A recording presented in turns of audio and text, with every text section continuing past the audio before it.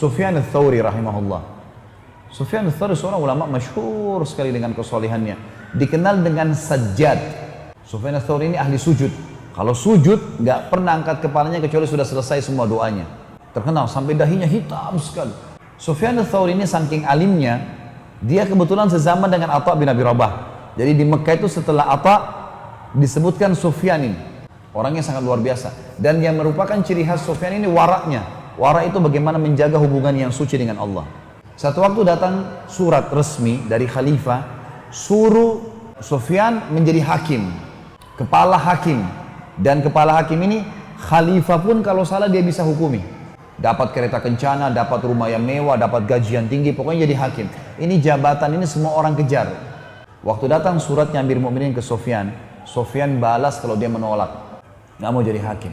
Takut salah hukum, hari kiamat dihukum sama Allah. Nolak. Kata Amir Mukminin, harus walaupun dengan cara paksa. Paksa dia. Ini surat dengan surat ini. Waktu Sufyan tahu dipaksa, maka Sufyan ats-Tsauri rahimahullah keluar dari Mekah. Tidak pakai kuda, jalan kaki. Jalan menuju ke selatan Jazirah Arab, menuju ke Yaman. Pergilah ke Yaman. Dicari.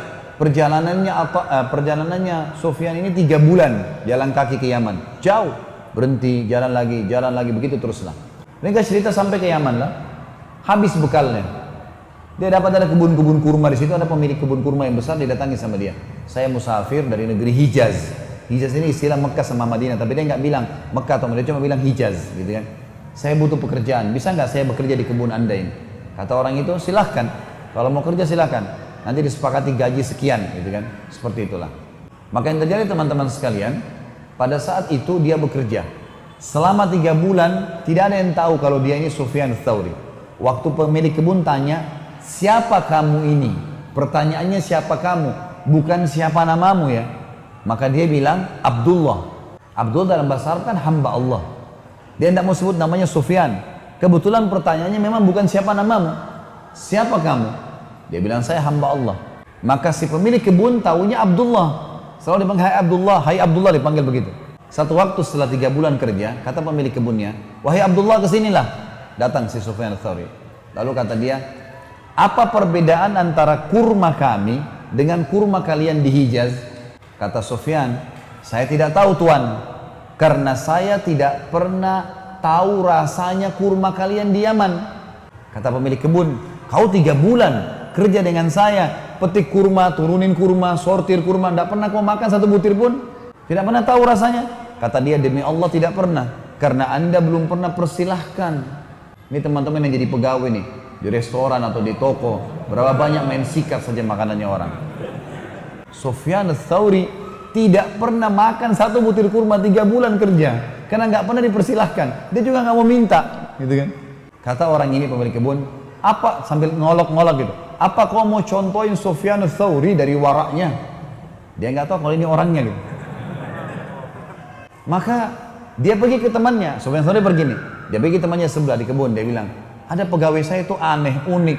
Masa dia 3 bulan kerja turunin kurma, sortir kurma, nggak pernah rasa tuh kurma pun di kebun saya. Dia nggak pernah rasa sama sekali. Temannya ini jeli rupanya.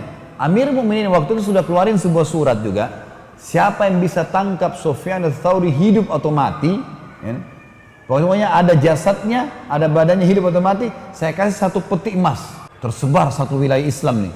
Jadi orang memang ngejar dia gitu kan. Pada saat itu temannya kebunnya sebelah ini tak jeli. Dia bilang sebentar, sebutkan ciri fisiknya orang itu. Kata yang punya kebun ini, begini. Kata dia, itu Sufyan ats-Tsauri, tangkap cepat. Kita ngambil 1 peti emas. Pergi ke kebun sebelah, Sufyan ats-Tsauri sudah nggak ada. Rupanya sudah pulang, kembali ke Mekah nih, jalan kaki. 3 bulan lagi baru sampai ke Mekah. Sampai di Mekah disambut oleh para ulama, disambut oleh murid-muridnya. Sampai tersebar berita ke Amir Mukminin kalau sudah sampai Sufyan ats-Tsauri di Mekah. Baiklah, Sufyan ats-Tsauri dapat berita.